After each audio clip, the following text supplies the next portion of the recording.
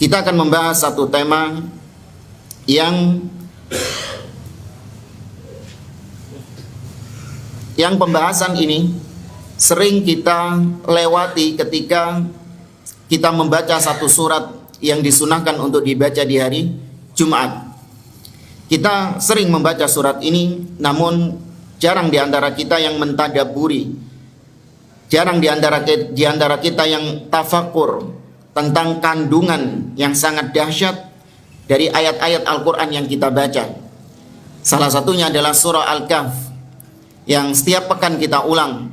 Di situ ada sebuah kisah, bukan cuma satu kisah, ada banyak kisah, namun ada salah satu kisah yang syarat dengan faedah, syarat dengan manfaat-manfaat yang sangat berharga bagi kehidupan kita, yaitu kisah tentang pertemuan antara Nabiullah Musa alaihi salam dengan Nabiullah Al-Khadir alaihi salam. Kisah tentang Nabi Musa dan Nabi Khadir layak untuk kita angkat di sini disebabkan ada orang-orang yang menjadikan kisah ini untuk membangun akidah sesat mereka.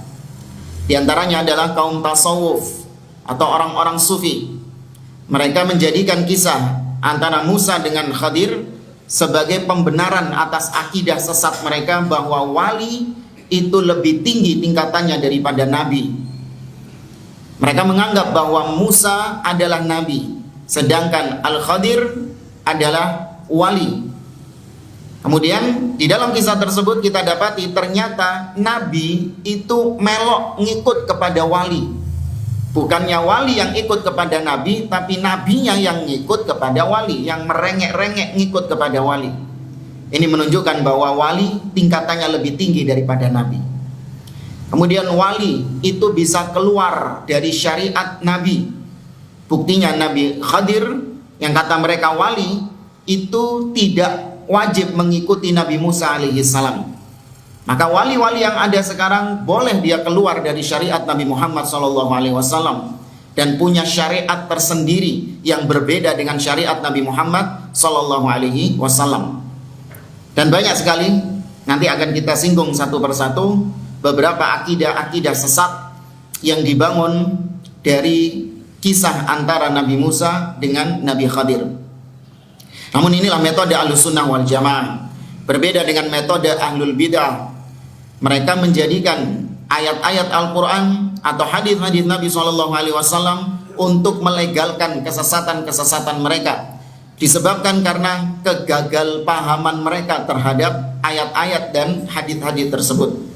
Mereka tidak mau memahami ayat-ayat Al-Quran, tidak mau memahami hadis-hadis Nabi, mempraktekannya, merealisasikannya dengan pemahaman para sahabat Nabi SAW.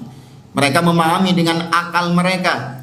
Mereka pahami dalil-dalil itu dengan pemahaman guru-guru mereka, sehingga mereka pun sesat dan menyesatkan banyak orang. Bukan karena dalilnya yang salah, namun karena pemahamannya yang salah.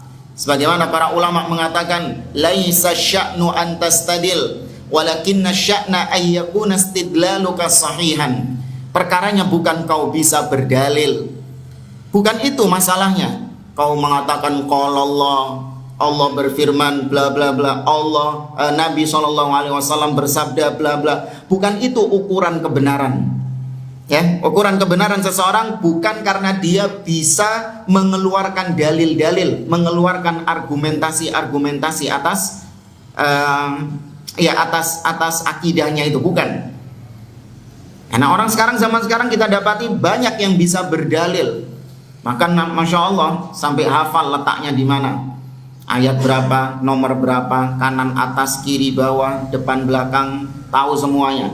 Bukan itu bermasalahnya, tapi masalahnya adalah walakin istidlaluka sahihan, walakin nasya'na ayyakuna istidlaluka sahihan. Tapi perkaranya adalah apakah pendalilanmu itu sahih atau tidak. Bukan dalil, tapi pendalilannya. Nah, makanya kalau kita lihat orang-orang tasawuf sufi, mereka juga menggunakan ayat-ayat Al-Quran untuk melegalkan kesesatan-kesesatan mereka. Contoh misalnya, satu aja. Mereka mengatakan kalau orang itu sudah sampai tingkat makrifat, itu nggak perlu sholat lagi. Ya, orang kalau sudah sampai tingkat ma'rifat, tingkatan yang paling tinggi, seorang wali yang sudah mencapai tingkat ma'rifat, maka nggak wajib sholat lagi. Karena orang yang sudah tingkatan ma'rifat, dia itu senantiasa connect dengan Allah Subhanahu wa Ta'ala, senantiasa terhubung dengan Allah, senantiasa ingat dengan Allah Azza wa Jalla, maka nggak perlu sholat. Apa dalilnya?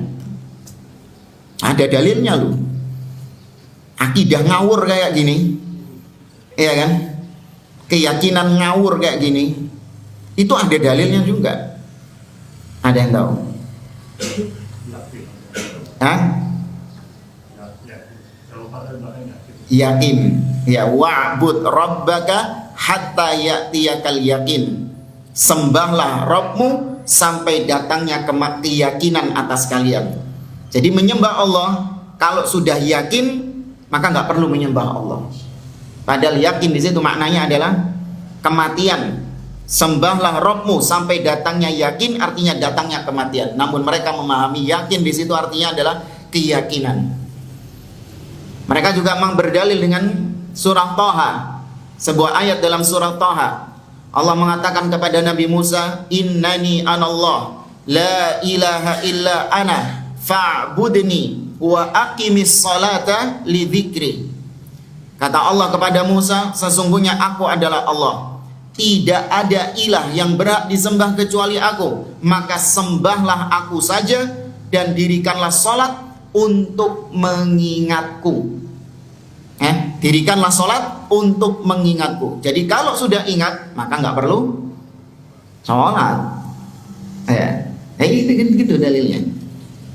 Ya, makanya kita terus mengkampanyekan, pahami ayat-ayat, pahami dalil-dalil, praktekkan dalil-dalil itu sebagaimana para sahabat, para tabi'in mempraktekkan dalil-dalil tersebut. Gak boleh liar. Ya, ini ruh, ciri, karakteristik manhaj salaf, senantiasa mengajak kembali kepada pemahaman para salaf.